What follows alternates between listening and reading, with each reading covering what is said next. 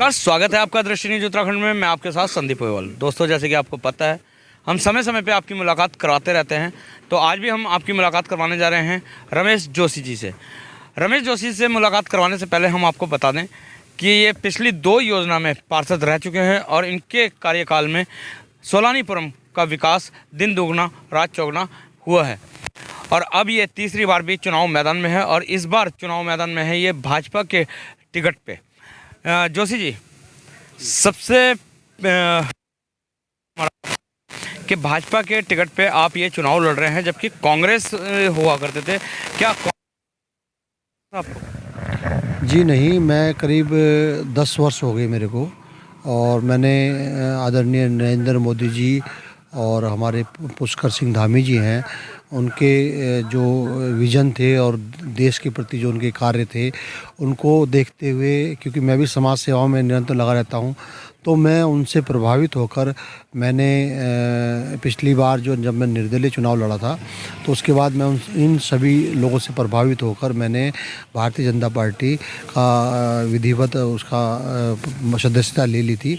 और लगभग 5 वर्षों से मैं और मेरी धर्मपत्नी दोनों ही भारतीय जनता पार्टी के लिए नरेंद्र मोदी जी के नेतृत्व में और पुष्कर सिंह धामी जी जो हमारे मुख्यमंत्री हैं, उनके नेतृत्व में कार्य कर रहे हैं। जोशी जी, ऐसे कार्य हैं जो काल में हुआ है के अंदर? और देखिए, जब हमारा कार्यकाल प्रारंभ हुआ था तो सोलानीपुरम की जो सड़कें थी वो बहुत ही क्षतिग्रस्त थी, जगह जगह गड्ढे हुआ करते थे। सबसे पहले हमने इन सोलानीपुरम में लगभग सभी सड़कों का निर्माण कार्य कराया, जिसमें हमें विधायक प्रदीप बत्रा जी ने पूर्ण सहयोग किया। कुछ कार्य हमने निगम से कराए और कुछ हमें विधायक जी के माध्यम से हमें मदद मिली और उनके माध्यम से हमने कार्य कराए।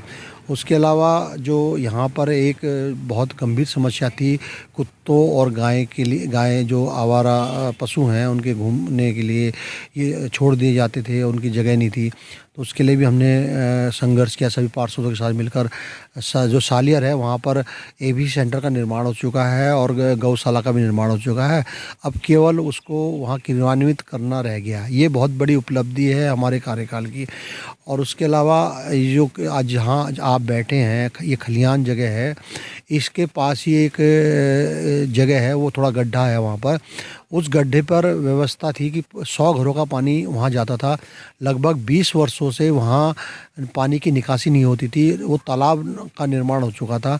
हमने व्यवस्थित करके नालियों का निर्माण कराया और उस समस्या का समाधान कराया।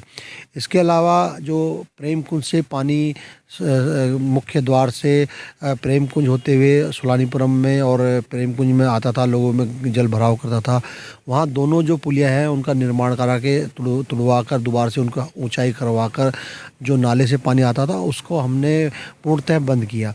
इसी प्रकार जो है, जो ये सोलानीपुरम में जो ये आपका जो A1 ड्राई क्लीनर है, उसके बगल में एयरटेल टावर है, तो वहाँ से भी पानी नाले में न जाकर बरसात के समय नाला बैक करता था। हमने वहाँ नालियों का निर्माण उसको ढाल पलट के सोलानीपुरम की तरफ करके और जो वहाँ नाले पर जो पानी जाता है उस पर दीवार खड़ी कर वहाँ से पानी आने का समस्या का समाधान कराया। इसके अलावा गोकुल धाम और अरोरा कॉलोनी, जो अरोरा कॉलोनी पहले होती थी, अब आज की तारीख में वह गोकुल धाम और गणपति धाम के नाम से जानी जाती है। उन जगहों पर हमने नालियाँ बिल्कुल नहीं थी, तो गोकुल धाम में तो हमने नालियों का निर्माण लगभग करा चुके, कुछ रह गई है उसको गणपति धाम में हमारा कार्य चल रहा है और उस पर भी सड़कों का निर्माण भी हमने प्रारंभ कर दिया है, वो भी जल्द ही शुरू होने जा रहा है। तो हम सोलानी की बात करें, सोलानीपुरम अपने आप में एक बहुत बड़ी कॉलोनी है और सोलानीपुरम की पहचान भी सोलानीपुरम के नाम से एक गेट हुआ करता था, सोलानीपुरम के नाम से। वो गेट आप बता दिया गया। क्या सोलानीपुरम की जो पहचान है वो IIT के गेट से? जी नहीं, वो जो उसका निर्माण था वो बहुत ही गलत तरीके से था। हम उसमें क्या प्रॉब्लम थी कि वो नाले के इस तरफ था। अब क्योंकि जब कॉलोनियाँ का जो आकार है वो बढ़ रहा है, और आज जो हमारी कॉलोनी है वो खंजापुर भी उसमें मिल चुका है, अरोरा कॉलोनी नदी तक जा चुकी है, इधर आदर्श नगर भी उसमें, तो इतनी आवाजाही वहाँ थी कि अब वो जगह बहुत संकुचित हो गई थी। तो हमारा ये विचार था कि इसको दोबारा से तोड़कर इसको नए सिरे से इसका निर्माण किया जाए।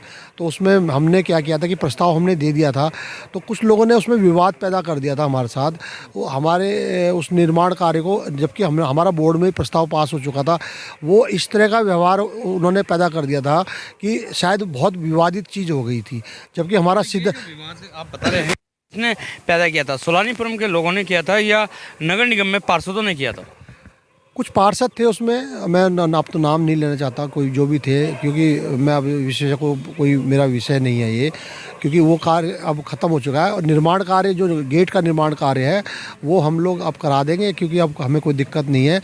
निर्माण, उसका डिज़ाइन भी, उसका हमने पैसा भी स्वीकृत करा लिया था, बोर्ड में बजट भी पास करा लिया था, उसका डिज़ाइन भी हमने, जो आपका यहाँ पे वहाँ पे कृष्णा नगर में एक राम मंदिर का एक गेट है, वो डिज़ाइन नगर निगम ने बनाया है, पार्क में बनाया था, उसी डिज़ाइन को हम लोग यहाँ बनाने जा रहे थे।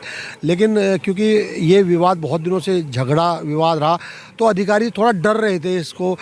अभी भी जब मैं उसको डालता था, उसके लिए सड़क बनवाने के लिए डालता था, तो अधिकारी कहते हैं यार जोशी जी उसमें बहुत विवाद है, आप इस चक्करों में ना पड़ो, उसमें जब पहले भी बहुत झगड़े हो चुके हैं, आप और काम करा लीजिए, अगर आपके यहाँ सबको विकास कार्य हो चुके हैं तो बताइए, फिर आपका गेट बनवा देंगे, जब आप पहले अपने विकास कार्य करा लीजिए। तो अधिकारी, क्योंकि देखिए नगर निगम में पार्षद, इन्हें ज़रा वहाँ नगर निगम में क्या है कि जो संवैधानिक जो पावर है, वो जो पार्षद की है, वो केवल बोर्ड में प्रस्ताव कराने की होती है और उसको टेंडर प्रक्रिया में डालने की होती है। उसके बाद टेंडर जो डालने का, कौन से काम टेंडर में डाले जाएंगे होंगे, ये जो अधिकार है वो मुख्य नगर आयुक्त का होता है। तो क्योंकि वो अधिकार, अगर हमारा अधिकार क्षेत्र होता तो हम 1 मिनट में उसको कर देते, लेकिन जब भी मुख्य नगर आयुक्त के पास या वहाँ के अधिकारियों के पास वो विषय जाता था, तो वो पिछले झगड़ों को देख के उसको टेंडर में डालने से बहुत डरते थे। बार बार आप झगड़े कह रहे हैं कि पिछले झगड़े और विवादों की और झगड़ों की हम बात करें तो जिस जगह पे आपका कार्यालय है, इस पर ज़मीन पे भी आपने धरना दिया था कि इस पे रोड निकलवाएंगे और इसको पूरी प्लेन करेंगे, लेकिन आज तक नई रोड बनी है और नहीं प्लेन हो पाई है।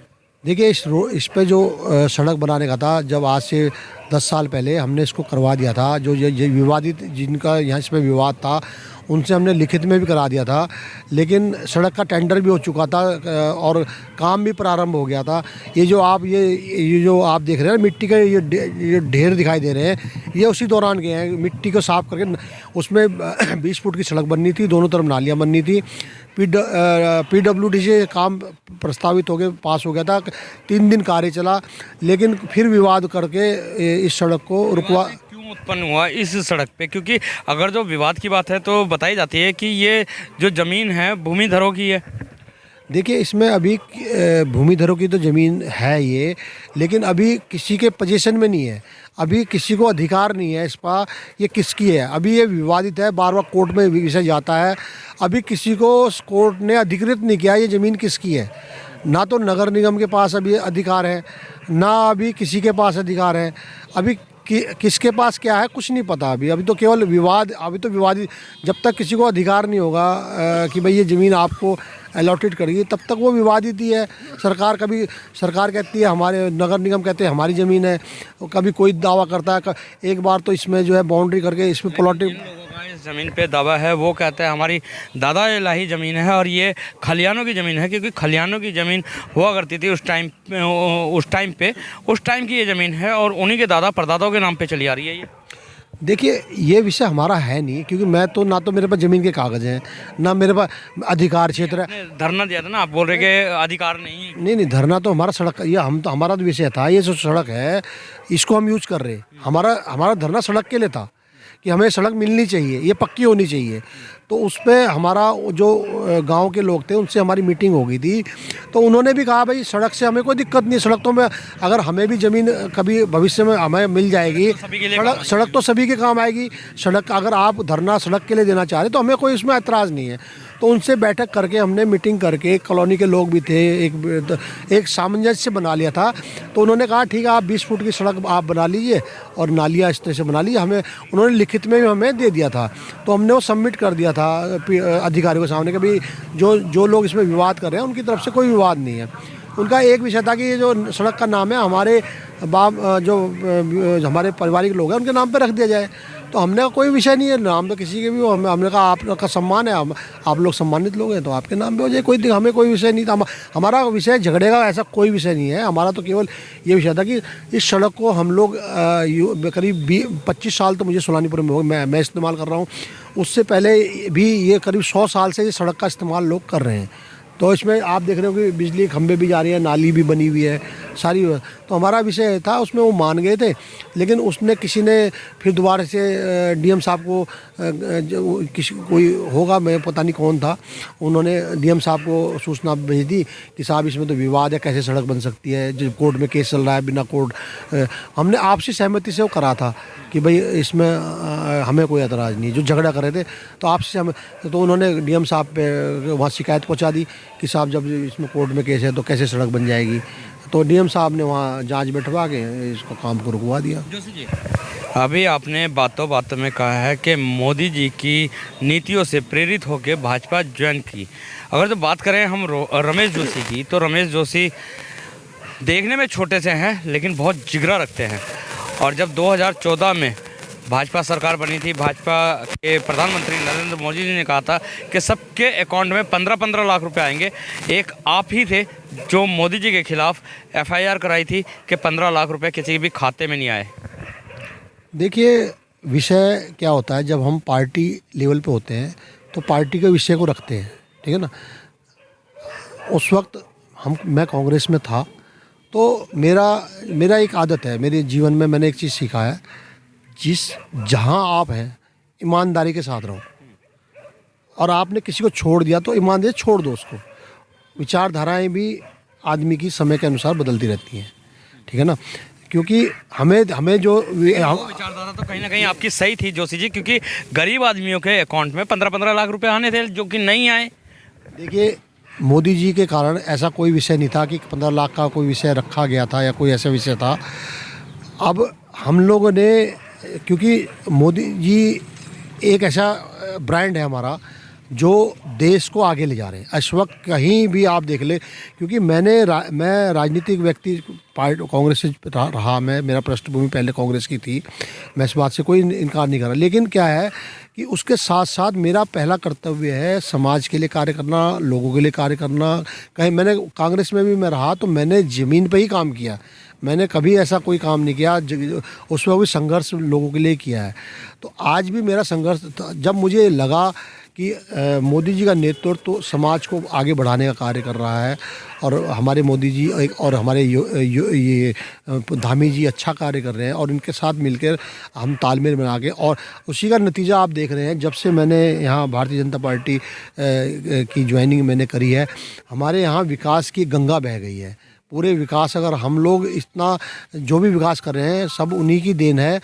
तो मुझे ये गर्व है कि मैं ऐसे नेतृत्व के, मुझे आज तक कोई ऐसा दिक्कत नहीं महसूस हुई भारतीय जनता पार्टी में कि मुझे ये लगा हो कि मैंने ज्वाइनिंग करके या पार्टी में कोई गलत का। आज मुझे अपना गर्व है कि मैं ऐसे नेतृत्व के साथ हूँ, मोदी जी के साथ हूँ और धामी जी के साथ हूँ और हमारे बत्रा जी हैं। सभी लोग ऐसे अच्छे लोग हैं और अच्छे लोगों के साथ मैं कार्य कर रहा हूँ।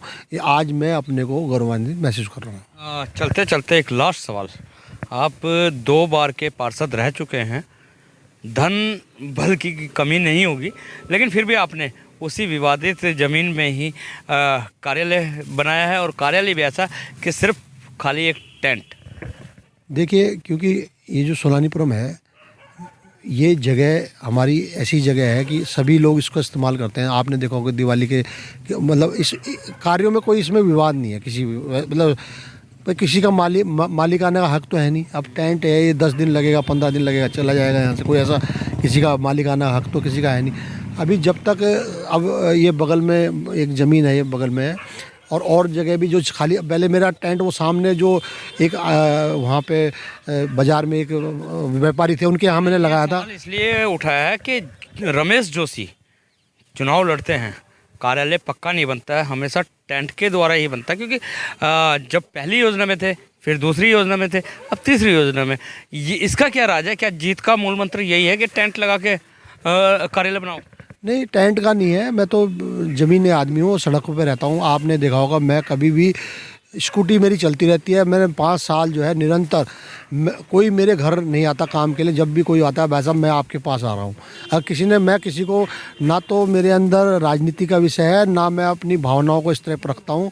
मेरा काम का विषय है। हमेशा किसी भी कार्य के लिए मैं कभी शर्म महसूस नहीं करता। मैं किसी कार्य के लिए, मैं अगर किसी का सिलेंडर भी किसी को ज़रूरत होगी तो मैं, अगर किसी को ज़रूरत है भाई साहब सिलेंडर, मैं खुद ही अपने घर से सिलेंडर उसके घर पहुँचा देता हूँ। मैं ऐसा भी नहीं है कि भाई तो ले जाओ आगे। किसी ने कहा भाई साहब मेरा सिलेंडर ख़त्म हो गया या मुझे सिलेंडर की ज़रूरत है, मैं अपने घर से उस अपनी स्कूटी में उठा के उसके घर पहुँचा देता हूँ सिलेंडर। मेरा कोई ऐसा विषय नहीं होता कि मैं कोई बहुत बड़ा आदमी हूँ। देखो, जनता अगर आज सामाजिक कार्य कर रहे हो और आपके अंदर सेवा की भावना नहीं है तो आप कभी भी उस कार्य को नहीं करना चाहिए। अगर आपके अंदर समाज में कुछ सेवा की भावना है तो भी आपको राजनीति को चुनना चाहिए। ये कोई पैसा कमाने का जरिया नहीं है। अगर कुछ लोग सोचते हैं कि मैं राजनीति में आके मेरी इतनी बिल्डिंग बन जाए, मैं बहुत साल से राजनीति हूँ। आज तक मेरे पिताजी का मेरा मकान है, मेरी दुकान थी वो बिक गई। मेरी सिविल लाइन में दुकान थी। मेरी कोई धन प्रॉपर्टी नहीं है, मेरा कोई ऐसा वो नहीं है कोई मेरे पे उंगली उठा सके। मैं आज भी अपना रोज़गार करता हूँ, छोटा मोटा मेरा रोज़गार है। मैं अपने बच्चों को पालता हूँ, उनको शिक्षा दीक्षा करता हूँ। और उसके अलावा मेरे पास ना कहीं कोई प्रॉपर्टी है, ना मेरे पास कोई बिल्डिंग है, ना मेरे पास कोई ज़मीन है। मेरे पास केवल एक मेरे पिताजी का दिया हुआ मेरा मकान है, उसी में हम लोग गुजर बसर करते हैं। बहुत बहुत धन्यवाद हमारे साथ जुड़ने के लिए। तो ये थे हमारे साथ रमेश जोशी, जिन्होंने साफ कह दिया कि राजनीति पैसा कमाने के लिए नहीं है, समाज सेवा करने के लिए, और जो समाज सेवा करते हैं वही राजनीति में टिके रहते हैं। तो इसी तरीके से रमेश जोशी भी पिछले निरंतर 3 योजनाओं से पार्षद की सीट पे काबिज हैं। दूसरी बार काबिज हैं और अब तीसरी बार काबिज करने जा रहे हैं, क्योंकि सोलानीपुरम का बहुत प्यार रमेश जोशी को मिल रहा है। तो इसी के साथ बने रहिए दृष्टि न्यूज़ में, मिलवाते रहेंगे इसी तरीके के खास शख्सों के साथ। जब तक के लिए दीजिए इजाज़त। जय हिंद, जय भारत, जय उत्तराखंड।